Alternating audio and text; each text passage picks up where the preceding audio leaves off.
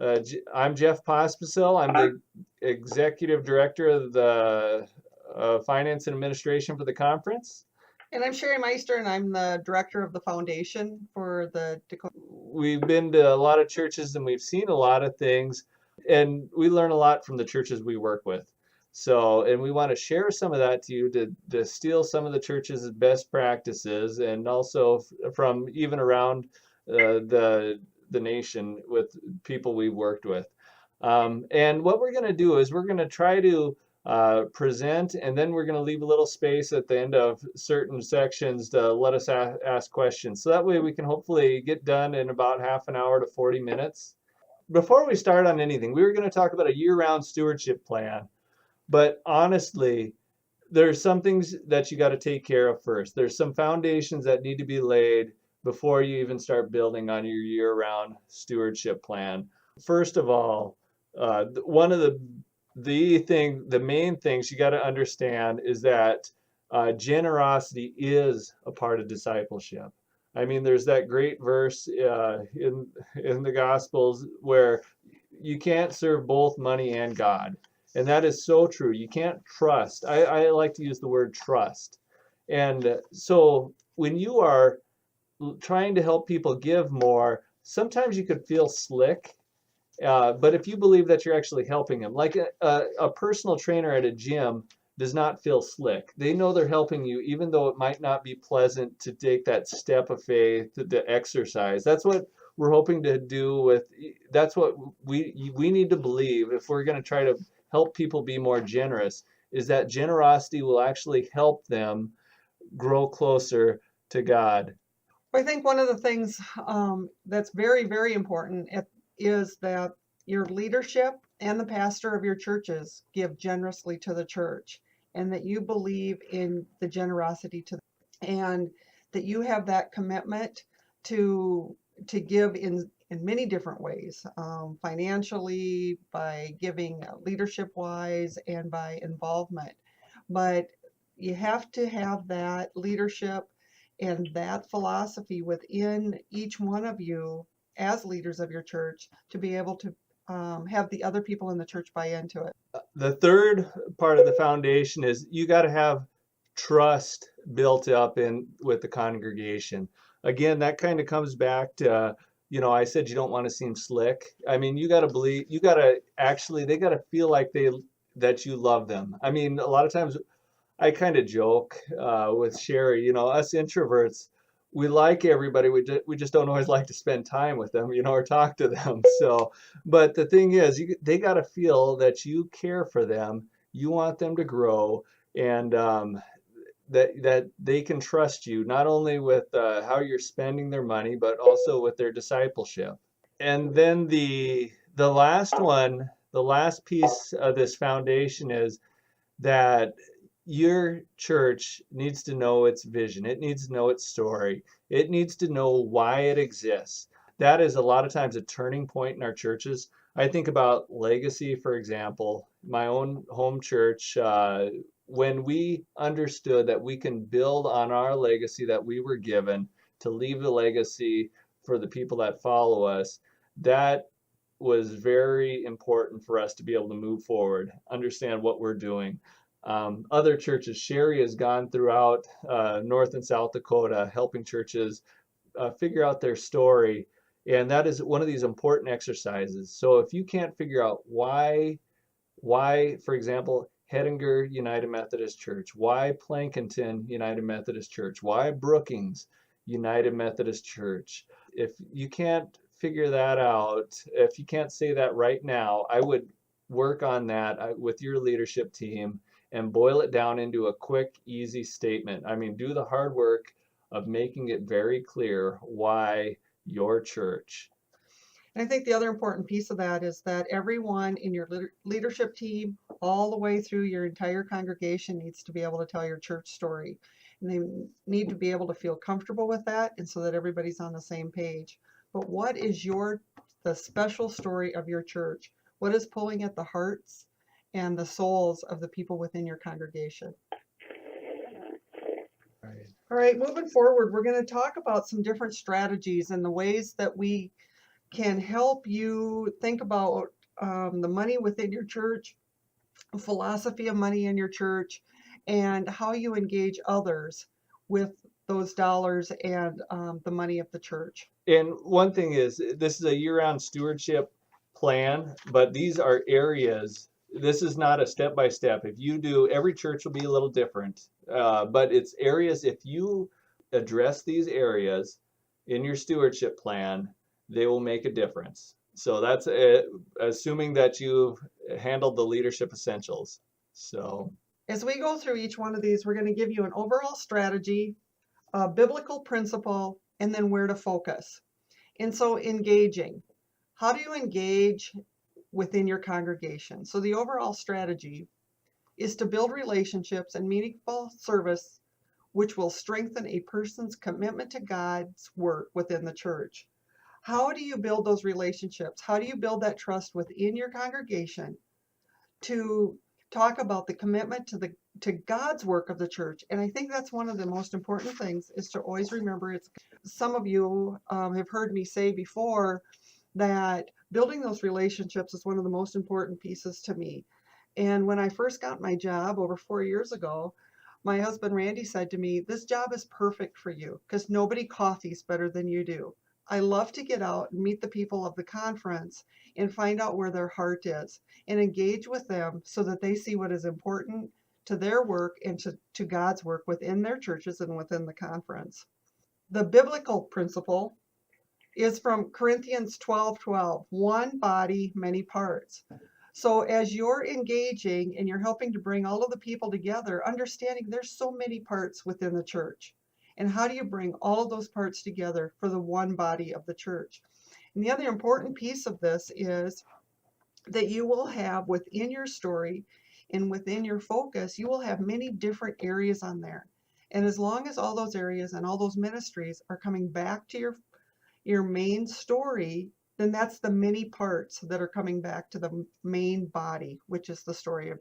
You go into the nominations, and I think some of us get really hung up with filling the docket. We got to fill out the nominations. We need this many people to serve this many years, and we have to have 4 new people or 3 new people, and we want them to serve 4 years, and how are we going to fill out that form?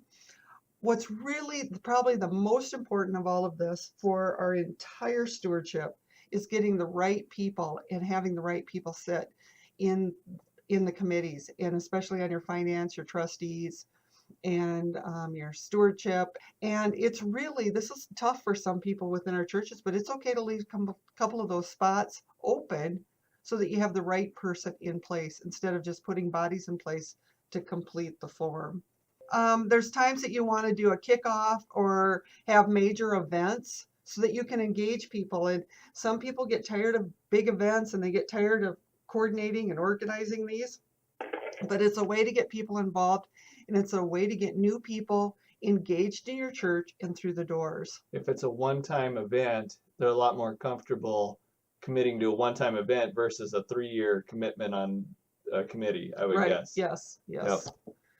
Then the other thing is a strategic planning, to get your strategic plan in place so that when opportunities come forward and you want to do this for your church, it fits in that strategic plan so that you have a go-to. You have a place to say, we would love to do that. It fits in our plan. And to be able to do that, we're going to need some dollars. But because it fits in our plan, we're going to be able to tell our story. Focus on new members and have that story ready at the beginning so your new members know the church that they are joining, and that where they can feel a part and be comfortable and be engaged in your ministry. And then you'll hear us throughout the entire presentation talk about regular and consistent communications to continue to tell that story, and we'll get into that a little bit later. And then be inspiring. And the overall strategy for inspiring is that people may give out of obligation, but they will give generously to a mission that changes lives. If you can have your vision again and your story, and it makes a difference in a person's life, they're going to open up themselves to be more generous, and they will give at a greater amount.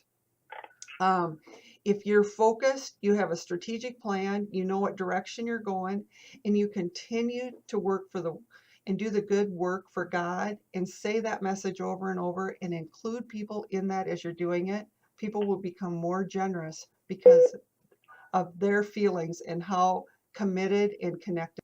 The biblical principle for this is the Proverbs 29:18. Without a vision, people perish. And if people will leave, people will fall away. They'll not be as involved if they don't have a vision and if the mission is not meeting them where their heart is. So areas to focus in this area are sharing testimonies. That's probably one of the most moving times within your worship services. And Jeff will talk about that a second because that's one of the places that really hits him strong. Yeah, I mean, that is one of the key things. I don't want to downplay ministers, but that's like The sermons. we hear the sermons, and that is like the meat and potatoes. But a lot of times you remember the dessert, and that's what I think these testimonies are like. You notice if you miss too many meals, but you remember the desserts. And for me, that life changed. I remember I was at one church. It was Harrisburg United Methodist Church, and the guy happened to be giving a testimony about how he decided to tithe because the guy that was now the worship leader decided to tithe, and it was the same story that I had. So my whole sermon was basically done for. I could have been done but I wanted to earn my money, so I still preached. And here, this is an example of that. My husband Randy and I happened to be at that worship service too, and I remember the testimonies more than I remember Jeff's sermon. So he's exactly right about the testimonies. Yeah, and she's heard it more than once. So I still remember the testimonies better. So the other areas of that of sharing the testimonies and then again strategic planning and then giving statements so that as you're reminding the people of the church how they've been giving and how those giving statements are how that giving is making a difference within your church, and you can do that right within your giving statements. And then having special offerings, those can be mission offerings, they can be program offerings, they can be ministry offerings. And then again, regular and consistent communication. And we'll talk about that in a little bit. The third area that needs to be addressed is the teaching. There is actual biblical principles, spiritual discipleship principles around giving. So the overall strategy, when someone understands how God wants them to use their money, their faith and generosity will grow greatly. Part of the reason for the tithe is that it's an uncomfortable thing to do. Most of the time when you're growing in your giving and it's growing spiritually, it's uncomfortable because you're asking to trust in God. God rarely shows up in a physical form or speaks in an audible voice. But so it's one of those things but for me, when I've gone through hard times, it's been a lot of times for me, it's been that giving. It's a reminder consistently on my bank statement that I trust in something greater than greater. So there does need to be teaching on that, even though it's uncomfortable. And again, it's a part of discipleship. The biblical principle for where your treasure is, there your heart will be also. You can't serve two masters. So that's what we're trying to do with this. That's what the whole point of generosity is to move people's heart closer to God and less into trusting into their own pocketbook. Where to focus on? I mean, you should, as a church, be planning on giving some attention. I mean, a lot of churches, they'll do at least one emphasis a year, normally around this time, where they'll try to engage people around this. I love the idea of some kind of new consecration Sunday or some of these other ones, extravagant generosity, that really tries to engage and challenge people to grow and think about their giving and in a biblical way. It's not giving towards a budget. It's not giving towards the operating expenses. It is giving to God and His work through our church. So also, I think the idea of I have intentional offering on there. Being intentional about your time of offering. Don't just, I was in a church the other day and they didn't even say anything before the offering, but that's a good time to not waste, to remind people that you're giving to God. A lot of churches will do that, or to thank people, or to that is such a good time to actually use to reinforce why we're giving. So And the ask. The ask is what is so intimidating. Many pastors and leadership within a church become pretty personal. Some people say it's intrusive, but asking is such an important. It forces people to consider giving and pushes people to make a decision. So if you ask somebody to give a gift and they are kind of on the fence whether they are interested or not, it helps them to rethink how they're spending their dollars, what their giving record is, those type of things. But it also helps them make a decision and helps them be more connected with God in the areas that are pulling at their heart. Now, the number one reason people don't give is that they're not asked. And so when you ask, it might not be for the amount that you hoped for, it might be more than the amount that you hoped for. Um, and it might need not be for the purpose that you were intended when you're talking to this donor or to one of the people within your pews. But remember, when you're visiting with somebody and you're talking about the ask, you want to meet them where they're at. So if you've got a vision for your church and you've got a story to tell, within that story, what is it that is important to the people within your pews? And how are they making it working towards a stronger relationship with God? The biblical principle here is Exodus 25, 2-7. Moses takes an offering. As Jeff said, the offering is important, and make sure that it is intentional. There have been churches, as he mentioned, that the offering isn't mentioned. We just heard a story not too long ago of a church that people didn't brought money to give, but it was never it was they were never told where to put it. The offering plates didn't go up and down the pews. They were just sitting there, and no one. This was a visitor of one of our secret visitors or secret shoppers, and they didn't know where the offering should go, so they brought their money home with them. It is important. That is part of this. The spiritual experience is to talk about the offering. And then again, in sermon planning, intentional offering, and then our communications again, that keeps coming up, Jeff. yep. The fifth area in part of our year-round stewardship strategy that needs to be considered is thanking. Um, I don't know when it became all right for us to receive a large sum of money, 10%, especially from the people that tithe, and to not thank somebody. I mean, I think about Sherry has this story, and I'm going to steal it, but well, go ahead and tell it. You tell it. We were visiting with someone who gave in what she said to us was a substantial amount to a church. Never heard from them. She said, I gave $100 to the zoo and I hear from them all the time. It's important for us to not make assumptions that people are just going to. We need to thank them and be respectful of their gift, just as so many of the nonprofits are.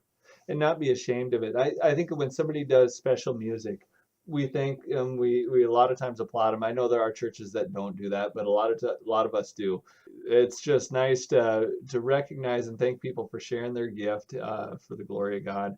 The overall strategy, we need to appropriately recognize and thank those who give, and that will encourage more giving. It's just one of those things. You recognize and the behavior you want to encourage. So, and it doesn't have to be, and I say appropriately recognize. I mean, there will be some people that will give a substantial gift, and we've seen the brass plates on different churches, but they'll want some kind of public recognition. There will be some that, it's fine to just say thank you, just slip them aside and say thank you. I'd like to take you out for coffee and fill you in on what your gift has done. And that's thanks enough for them. There's if you know that people are tithing or suspect they're tithing, giving them a very, even appropriate handwritten note. If somebody makes their very first gift to the church, I mean, that's something also to celebrate and thank them. Thank you. You didn't have to give whether it was $1 or $20, you didn't have to give. And we thank you for doing that. It's one of those things that we just far too often just expect, and then we don't thank them. First Thessalonians 5:18, give thanks in all circumstances. I just like that. I've been reading through this book about tidying up, and one of the things that has helped me is that it's helped me be thankful for my stuff, but it's that idea of always being thankful. When you walk in and you got heat in your building, or you get your paycheck, be thankful for the givers. Be thankful for if you're able to do ministry, be thankful. So, and then sometimes express that out. I mean, that's been a practice for me that's been difficult to cultivate in my own life. I started writing notes to people to try to be more thankful. So when somebody's name comes up that I think, man, they really hit it out of the park, I try to write them a note, because otherwise I want them to know we care. So, and that's the same thing about the thank you notes. So like I say, thank yous.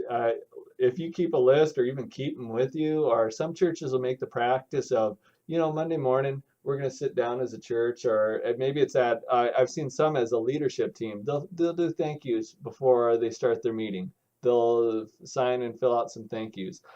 Giving statements. I think this is one thing. If you're going to send out a piece of paper to everybody, you might as well thank them, and that's one of those things where Sherry also mentioned inspiring. Go ahead and tell them this is what your giving has done, and thank you. And part of it, you might want to try to thank them, I guess, appropriately. So let's just say somebody is a tither. Give them a different thank you than somebody that gives $20 a year, and you suspect that they make more than, what would that be, $2,000 or whatever, $200, $200. Anyway, being intentional in the offering. I mean, that's another place where, again, you can thank people at the offering, thank them. And those, this is one of my beefs a little bit. So I give online, I give electronically but since I don't put anything in there, I feel like I'm neglected. This is one of those things where I would say, thank you for all of you guys that give electronically. Your gifts mean so much. But I've never heard electronic giving ever lifted up during the offering. So, and then, like we said, regular, consistent communications. And then the last one is reporting. This area, reporting and transparency as you strive for mission, gains trust. We said that's one of those foundational things. This will maintain that. So when somebody gives you, let's just say, when you do a special offering for a mission trip, then you report on the mission trip. If you can share the financials with people in an appropriate way. I've seen some great ones. They'll do a little blurb in the newsletter, or even sometimes in the bulletin, where it's just a little snippet. Here's how the church is doing. Just being able to, if people have questions, being able to answer them, and also making an appropriate amount available just for anybody. I've seen it where it goes too far and you're sharing the whole budget with everybody, but at least being aware that people will want to know if they're investing in your church, they'll want to know how their investment's going on. And I think probably more, Sherry talked about this in the Inspiring, even more, they'll want to know what their dollar's doing to change lives. I mean, they'll want to know that you're spending it correctly, but they'll want to know probably even more that, we had X number of kids come to Vacation Bible School, and half of them weren't from our church, or even that story, if you have a story like, and we had this one mother came up to me and I didn't know what I was going to do with my kid, and we were going through a tough time, and your youth group helped us out. It's those kind of stories that are also part of reporting. It's just showing respect to the givers and letting them know that their giving is making a difference. Gosh, why do we have this repeated? We must have made a mistake here, but I will say, sorry. give thanks in all circumstances might be appropriate. Whoops. Anyway, yeah, we'll fix that, and if we ever do this one again. Luke 16. Luke 16:10. One who is faithful with little will be faithful with much. That sounds a lot more appropriate. One will be faithful with little will be faithful with much. And that's really what you're doing there is people are deciding how much they trust you. And when you report back to them, that helps them build that trust bank. So where do you focus? Again, I think the giving statements is a great place again. Not only are you talk about what's coming up and you're thanking them, you're also talking about what you did.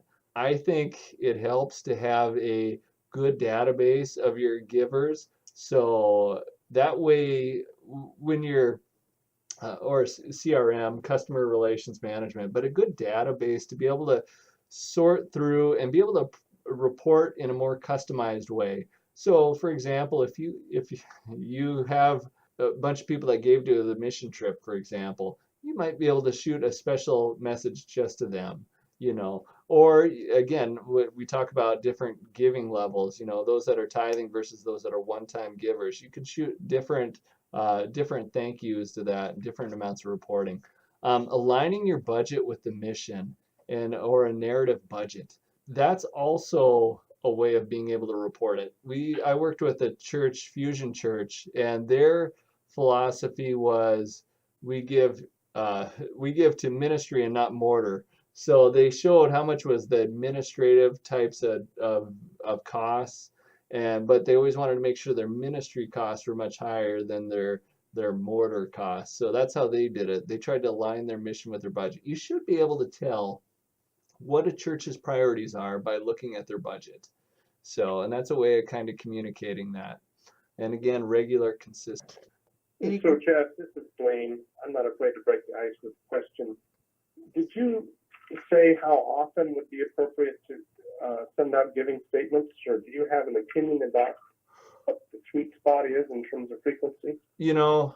I would say first of all, for giving statements themselves, if you do e-statements, I would do them probably quarterly. Yep. Because it's pretty easy to do. If you do paper statements once or probably twice a year, I think one time after the summertime is probably good to remind people of their commitments to giving, especially if you do estimated giving. But I would never just send it out as just a giving statement. I would always probably include a letter from the pastor or the church to thank them again and tell them what was done and what's going to be done with their giving. Probably the more important thing is to think, are we thanking our people, period? And then if we're not, using the giving statement as a tool to thank them. Sometimes, Blaine, on the giving statements, programs will allow you to put a note at the bottom of the giving statement or somewhere within it. So that's another way to keep that communication in there and thank them within that statement. And then also give a couple lines of some of the exciting things that are happening within your church and your country. Other questions? Yeah, Okay. I've got a question. Is the whole pension? I guess in my church there's this how much people give is a sacred cow. I don't want anybody to know anything about that. And the way you're talking, it seems to be a little more transparent. How do you get to that point?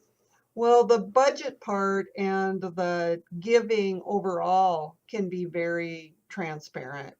It is important for the pastor to know who's giving. That should just be a given. But beyond that, it is a confidential piece for those who are on the giving part. But I mean, who are giving. But yes, there is value in the pastor knowing who are the givers in the church. Randy Hedge, you made this transition in your church. Am I correct in remembering that? Yeah. Would you mind speaking to this if you're comfortable?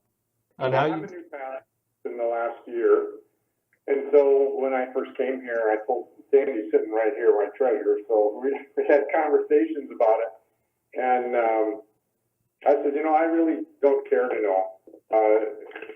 I went along, and then I went to a leadership training meeting with you folks, and learned a little bit more about why that was that pastors should know, and it really helps you understand more about your congregation to know who's giving and And, one of the things I learned is sometimes you learn things by knowing the giving. You learn some things about who in your congregation may need a call.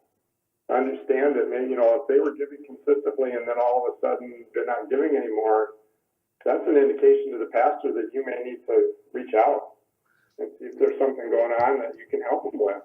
I also think it tells you a lot about the people that are really passionate about the ministry in your particular community and your congregation. And, for me, I've been making a few home visits now, and, I'm starting with, kind of randomly, but I visited one of our members who gives the most in the congregation first. It was really helpful for me then to understand, like I said, why are they passionate about the ministry, and what, from their point of view, what are some things, and there's some real energy that I got from that personally. Right. I think Randy, you're exactly right. And I think that is a good reminder that giving is a spiritual gift. As long, it's, some people can play the organ, some people have the ability to give. And when you see a discrepancy in the giving and you know who is giving, that's exactly right. It's a good time for a pastoral. Yeah. So we're an agricultural mainly area, and it's hard for the farmers to know where it's going. So, when you're talking money and giving at about this time, the farmers, a lot of them struggle, if it's dry. We've been kind of in a dry area. They never know what they can give, probably till the end of the year. So sometimes I think it's really a touchy subject when it comes time to preach about money in church, because they kind of it out. I agree. It takes tact. But I think this also helps if the pastor knows some of the giving patterns. They can kind of know, they're a little bit more in touch on this, when to preach and what to preach. And some of the times, I got to tell you, I sat through probably 5 years of giving sermons and didn't hear a single thing until the 6th year. I don't know what the deal is. All right. Well, I think there was one more question. Was there one more question? Well, just Sherry, you talked about some people have the gift of generosity and some people don't. Like, it almost sounded like if you don't have that gift, you can be off the hook. I don't have all the spiritual gifts. I don't use the ones I don't have. But Scripture doesn't require me to use the ones that I don't have. Scripture requires me as a disciple to give as a basis of what I've received. Yeah, I didn't mean to mislead people on that. I'm just saying that some people, that is a strong spiritual gift. I mean, everybody should be giving. You're exactly right. But some people have more capacity and more ability to give at a stronger level. And it's just one other way to see where they're spiritual. If that's their spiritual gift and that's where they're really the strong, that is, and there's a discrepancy or a change in that, that's where you can see the need for a pastoral care. That's what I meant to say. That does not get them off the hook if they don't make, or they're not as wealthy as some of the others. And of course, Scripture doesn't require you to be wealthy in order to give. It Right. requires proportionality. Right. Yeah. So, like Jeff said, if you only make $200 a year, then $20 a year to your church would be acceptable. Yeah, and it's changed lives. I mean, I've told this story at a number of our workshops where Mark Tracy challenged this single mother to give. He didn't care what she gave, if she would just give $1, a quarter, anything.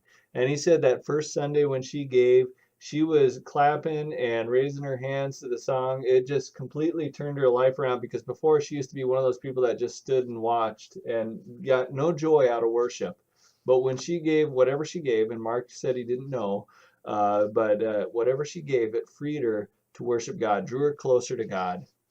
Well, in the interest of time, we're going to move forward with a couple of the implementations. And we've talked many times on every slide almost on the regular communications, and that is to be consistent and tell your story, but to tell the same story, and look for opportunities. Where are there different ways? Earlier we mentioned to put it on the part of your story on the giving statements.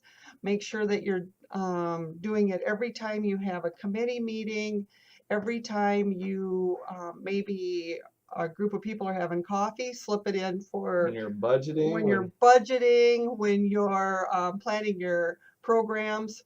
You will tire of your story way before others do. And the consistency and the repetitiveness and the different ways of meeting people where they're at and how you tell the church story, because you want to be able to include and make sure that every single person feels like they're a part of your church story.